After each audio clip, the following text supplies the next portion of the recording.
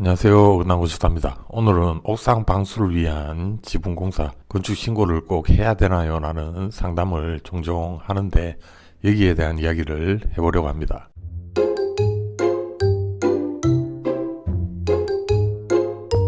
우선 신문 기사 내용을 같이 한번 보겠습니다. 옥상 비가림 시설 함부로 설치했다가는 낭패. 최근 개인주택의 옥상 비가림 시설 설치가 전국적으로 유행처럼 확산되고 있다. 옥상 평수라우에 노후화로 균열과 누수 현상이 발생한 곳이 많기 때문이다. 하지만 무턱대고 설치했다가는 복잡한 문제에 휘말리게 된다. 비가림 시설을 설치하려면 엄정한 기준에 따라야 하며 신고 경우에 따라서는 허가까지 받아야 한다. 옥상 비가림 시설이 기존 옥상 난간보다 높거나 옥상 바닥으로부터 1.5m, 경사지붕 1.8m를 초과하면 안 된다. 이는 중축에 해당해 반드시 시군의 신고 또는 허가를 받아야 한다. 하지만 옥상 공간을 활용하겠다는 생각에 규정보다 높이를 높이면서 불법으로 적발되는 경우가 허다하다. 만약 이를 어기면 위반 건축물로 적발돼 자진 철거와 원상복구 명령을 받게 된다. 이를 개선하지 않으면 매년 이행강제금이 부담되며 건축물 대장에도 위반 건축물로 표기가 되어 각종 인허가와 등록행위 때 제한 등의 불이익을 받게 된다.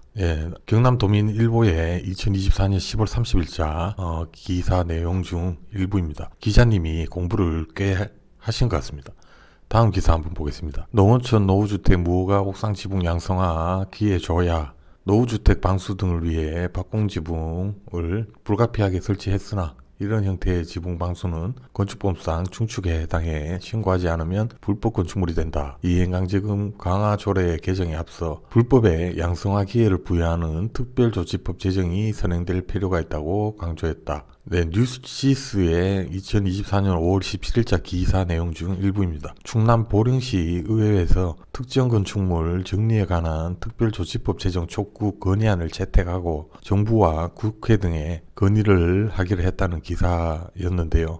이 내용을 보니까 보령시 의회가 일을 잘한다는 생각이 드는 그런 기사 내용이었습니다. 다음은 건축법 한번 살펴보겠습니다. 높이 3m 이내의 범위에서 중축은 건축 신고, 그리고 높이 3m 이상의 중축은 건축 허가이고요. 다락 기준이 있는데 다락 지붕의 평지붕 방식일 때는 높이 1.5m 이하, 그리고 경사 지붕 방식일 때는 평균 높이 1.8m 이하이면 다락으로 간주하고 면적 및 충수에 산입하지 않습니다. 하지만 이 다락 기준을 만족하지 못하면 면적 및 충수가 증가하게 됩니다. 다음은 대구광역시 달서구의 홍보 자료입니다. 한눈에 알아볼 수 있도록 정리가 잘 되어 있는데요. 우선 건축 신고가 필요한 경우입니다. 기존 난간 높이보다 높게 설치하는 경우 건축물 높이 증가가 있고요. 건축 중축 신고를 해야 합니다. 아래 그림에 세 가지 사례가 간략하게 포함되어 있습니다.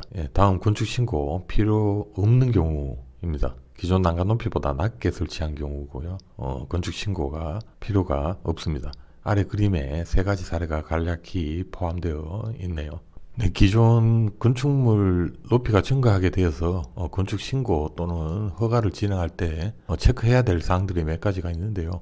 일반적으로 주거지역일 경우에 1조건을 봐야 되는데 이 증가되는 지붕 높이가 1조건에 걸리지 않는지, 1조건에 걸린다면 중축이 불가능하겠죠.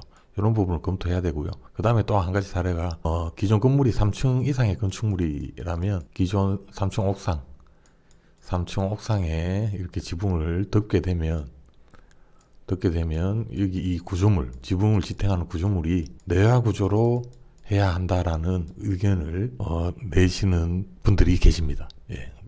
이런 부분은 좀 애매한 부분이 있거든요. 건축법상 3층 이상 건축물은 내화 구조가 돼야 되는데 이 부분도 내화 구조가 되어야 되느냐라는 게 이제 중요한 쟁점인데 이런 애매한 부분들은 반드시 진행하기 전에 허가권자분과 상의를 해야 될 부분이 아닌가 싶습니다. 저도 옥상 방수 목적의 지붕 증축 공사 관련 상담을 수차례 했었고요. 2년이 되어 진행한 적도 몇 번 있었습니다. 기존에 불법으로 설치되어 있다가 위반 건축물로 확인이 된 뒤에 찾아오신 경우와 처음부터 중축 신고의 필요성을 인지하시고 찾아오시는 경우로 나뉘는데 위반 건축물로 확인이 되고 찾아오시면 절차가 조금 더 복잡해집니다. 건축물에 관한 변경사항을 고려하실 때는 반드시 건축 전문가인 건축사와 먼저 상담을 하는 것이 소중한 재산을 지키는 방법입니다. 어때요? 쉽죠? 좋아요. 오늘 이야기는 여기까지 하겠습니다. 감사합니다.